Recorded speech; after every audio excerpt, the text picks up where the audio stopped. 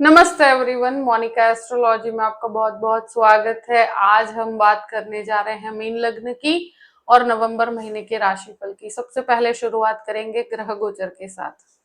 सूर्य 1 से 15 तक तुला राशि में और 16 से 30 तारीख तक वृश्चिक राशि के अंदर रहेंगे। मंगल वृश्चिक राशि के अंदर रहेंगे पूरे ही महीने के लिए।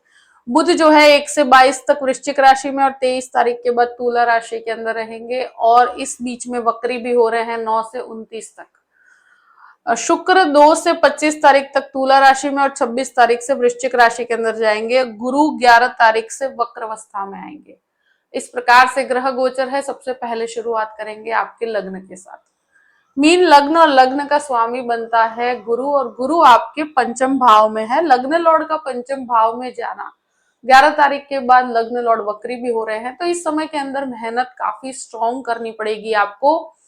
जो भी टीचिंग क्षेत्र के अंदर हैं, जो आध्यात्मिक क्षेत्र में है, जो रिसर्च बेस्ड काम करते हैं, उनके लिए सफलता का समय है। टेक्निकली आप बहुत कुछ सीख पाएंगे। लर्निंग कैपेबिलिटीज काफी स्ट्रॉन्ग रहेगी। द्वितीय भाव की बात करते हैं। द्वितीयेश मंगल बनकर आपके भाग्य स्थान के अंदर है, तो द्वितीयेश भाग्य स्थान में होना इस चीज का प्रतीक है कि आप बहुत ज्यादा स्ट्रॉन्ग विल पावर के साथ अपनी परिस्थितियों को ओवरकम कर पाएंगे, परिस्थितियों को बेहतर बना पाएंगे। यहाँ एक चीज डेफिनेटली रहेगी कि इस समय के दौरान सेविंग्स के अंदर ग्रेजुअल लेवल तक बढ़ोतरी रहेगी।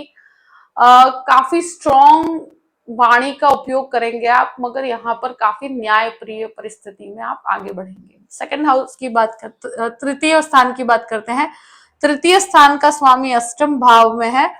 ऐसी परिस्थिति में एक ही चीज कह सकते हैं कि व्यक्ति को जहां पर भी है वहीं पर स्थित रहकर कार्य करना चाहिए। जो भी काम कर रहे हैं उसको बेहतर बनाने की कोशिश करनी चाहिए। बहुत ज्यादा चेंजेस, बहुत ज्यादा बदलावों को इस समय में अवॉइड करना चाहिए। जो भी कम्युनिकेशन है, कम्युनिकेशन के ऊपर बहुत ध्यान देने की जरूरत है। यहाँ पर कम्युनिकेशन, डॉक्यूमेंटेशन, ट्रैवलिंग करते हैं तो वहां पर भी आपको ट्रैवलिंग में भी बहुत जैसे टिकट्स है या डेट्स है, इन चीजों को लेकर काफी गड़बड़ी होने की संभावनाएं बनती है। तो एक बार रीचेक करके आगे बढ़िएगा तो आपके लिए बेहतर रहेगा। चतुर्थ भाव की बात करते हैं। चतुर्थेश वक्री है और वक्र अवस्था है भाग्य स्थान में और फिर आपके अष्टम भाव के अंदर। तो चतुर्थेश का वक्री होना कहीं ना कहीं व्यक्ति को बहुत ज्यादा सोच विचार करने की प्रक्रिया देता है। प्रॉपर्टी के अंदर आपको लाभ की प्रक्रिया है। डेफिनेटली आपके प्रॉपर्टी के अंदर आपको लाभ मिलेगा। प्रॉपर्टी डॉक्यूमेंटेशन के अंदर थोड़ा सोच समझ के आगे बढ़िएगा। अगर हेरिडिटी से संबंधित कोई भी प्रकार की प्रॉपर्टी का कोई मैटर चल रहा है तो वहां पर आपको 23 के बाद काफी अच्छे लाभ मिलेंगे।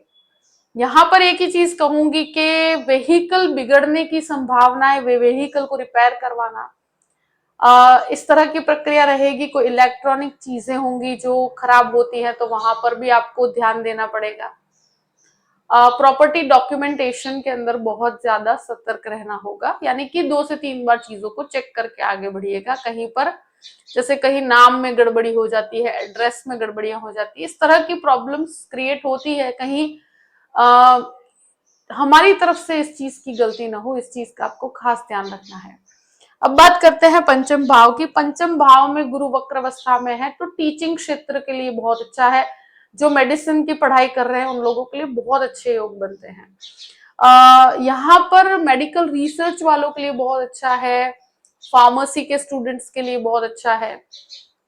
यहाँ आईटी क्षेत्र में भी जाना चाहते हैं तो भी बहुत ही अच्छी परिस्थितियां हैं। गुरु का वक्री भ्रमण है, मेहनत बहुत करनी पड़ेगी। कॉम्पिटिटिव स्पिरिट रख के ही आगे बढ़ना होगा, आपके लिए सफलता मिलेगी। शेयर मार्केट से संबंधित लाभ भी यहाँ पर डेफिनेटली बने हुए हैं। 11 तारीख के बाद थोड़ा सा आप यहाँ पर ध्यान पूर्वक आगे बढ़िएगा। अब बात करते हैं छठे घर की। छठे घर का स्वामी जो है पहले अष्टम भाव में और फिर नवम भाव के अंदर है। तो यहाँ पर लोन लेना चाहते हैं तो 15 तारीख के बाद लिया जाए तो बेहतर रहेगा। इस परिस्थिति के अंदर स्वास्थ्य, स्पेशली जिनके भी कोलेस्ट्रॉल से संबंधित समस्याएं हैं, जिनके भी हार्मोनल प्रॉब्लम्स हैं, जिसके भी बोन से रिलेटेड प्रॉब्लम्स हैं, तो उनको अपने स्वास्थ्य को लेकर ध्यान रखने की परिस्थिति रहेगी। इस समय के अंदर थायराइड या हार्मोनल प्रॉब्लम्स भी यहाँ बहुत ज्यादा परेशान करती है, तो वहां आपको अपने स्वास्थ्य का ध्यान डेफिनेटली रखना होगा। सप्तम भाव की बात करते हैं। देखिए, सप्तमेश वक्री है, नवम भाव में जाकर वक्रावस्था में है, तो पार्टनर्स के अंदर थोड़ा सा मनमुटाव हो सकता है इस समय के अंदर। वहां थोड़ा सा आपको लैंग्वेज पे कंट्रोल रखना होगा। गृहस्थ जीवन के अंदर भी विवादित परिस्थितियां हैं, गृहस्थ जीवन में उतार चढ़ाव की परिस्थितियां हैं। कोई रिलेशनशिप है, उसको नेक्स्ट लेवल पर ले जाना चाहते हो, तो इस समय में थोड़ा बातचीत करने में ध्यान रखिएगा, जल्दबाजी नहीं करनी। इस समय में हो सकता है कि किसी आपको बड़े व्यक्ति की एडवाइस लेनी पड़े और आप आगे बढ़े, तो ज्यादा बेहतर रहेगा। तो जल्दबाजी से आपको दूर रहना चाहिए। कोई भी रिलेशनशिप को थोड़ा सा समय देने की जरूरत है। यहाँ पर ऑलरेडी जो मैरिड लोग हैं उनको भी यहाँ पर परेशानी हो सकती है, ईगो क्लैश की परिस्थितियां क्रिएट होगी। वाणी के ऊपर बहुत संयम रखना होगा 9 से लेके 29 तारीख तक। अष्टम भाव की बात करते हैं। अष्टम भाव में शुक्र, 23 तारीख के बाद बुध, इनिशियल पार्ट पर सूर्य भी है। तो ऐसी परिस्थिति में मैं एक ही चीज कह सकती हूँ, जिनके भी यूरिन संबंधित समस्याएं हैं उनको भी अपने स्वास्थ्य को लेकर ध्यान रखने की परिस्थिति रहेगी। अष्टम भाव में शुक्र कुछ भी प्रकार का रिलेशनशिप का एक बैटल डेफिनेटली मन में चलता रहता है। रिलेशनशिप में क्लैरिटी नहीं हो पाती। इस समय में अगर कोई भी रिलेशनशिप में है, नेक्स्ट लेवल पर ले जाना चाहते हैं, तो सब कुछ अनक्लियर, मतलब कुछ भी क्लियर नहीं होगा, कंफ्यूजन की परिस्थिति रहेगी, पूरे ही महीने कंफ्यूजन रहेगा। तो धीरे धीरे उसे सॉर्ट आउट कर पाएंगे, थोड़ा सतर्क रहकर ही आगे बढ़िएगा। नवम भाव की बात करते हैं। नवम भाव में बुध यहाँ पर वक्री हैं, सूर्य यहाँ पर रहेंगे 15 तारीख के बाद। तो भाग्य का सपोर्ट डेफिनेटली बना हुआ है, भाग्य के अंदर वृद्धि है, आध्यात्मिक चिंतन से काफी लाभ है। जो एक तरह से इंजीनियरिंग कर रहे हैं या मेडिसिन में है और मास्टर्स करना चाहते हैं, उनके लिए समय बहुत अच्छा रहेगा। रिसर्च बेस्ड एक्टिविटीज में मास्टर करना चाहते हैं तो भी समय फायदे कारक है। उसके लिए अगर कोई भी लोन लेना चाहते हैं तो ले सकते हैं। दशम भाव की बात करते हैं। दशमेश पंचम भाव में है, वक्री रहेंगे। बहुत ज्यादा चेंजेस, बदलाव को अवॉइड कीजिए। जहां पर काम कर रहे हैं वहीं पर आपको प्रोग्रेसिव एनवायरनमेंट मिलेगा। शायद प्रमोशन का अगर आप इंतजार कर रहे हैं तो वेटिंग में रखा जा सकता है, मगर वो आपको मिलेगा जरूर। तो कहीं पर भी 11 तारीख के बाद गुरु वक्री हो रहे हैं, तो हो सकता है कि आपको वेट करना पड़े, मगर आपके लिए एक बहुत ही पॉजिटिविटी यहाँ से जुड़ी हुई है, आपके कर्म से जुड़ी हुई है। शनि का भी वक्री दृष्टि यहाँ पर पड़ता है, तो ये कहीं ना कहीं आपको मेहनत की तरफ लेकर जाता है। मेच्योरिटी के साथ आपको परिस्थितियों को हैंडल करना होगा। 11th हाउस की बात करते हैं। 11th हाउस लग्न के अंदर है।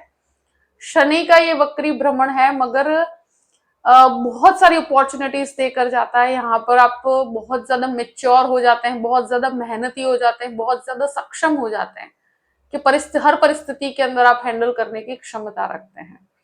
12th हाउस की बात करते हैं। 12th लॉर्ड लग्न में है, राहु 12th हाउस के अंदर स्थित है। मंगल का दृष्टि संबंध 12th हाउस से जुड़ा हुआ है, तो ये कोर्ट कचहरी के मैटर में इस महीने ध्यान पूर्वक ही चाहिएगा। कहीं पर भी झूठ का सहारा लेकर आगे बढ़ते हैं तो यहाँ पर आपको परेशानी हो सकती है। कुछ खर्चे भी ऐसे हैं जो कोर्ट कचहरी के आपको उठाने पड़ सकते हैं। विदेश पढ़ाई करने जाना चाहते हैं, मेडिकल की, तो बहुत अच्छा योग है, यहाँ पर आप आगे बढ़ सकते हैं। विदेश संबंधित कोई भी कार्य है और स्पेशली वीजा से रिलेटेड इश्यूज है, तो वहां डॉक्यूमेंटेशन की प्रॉब्लम्स हो सकती है। जो भी परिस्थिति है मैंने आपके सामने रख दी है। आई होप कि ये वीडियो आपको पसंद आया होगा। पसंद आया हो तो लाइक भी कीजिएगा और सब्सक्राइब भी कीजिएगा। Thank you so much. जय श्री कृष्णा।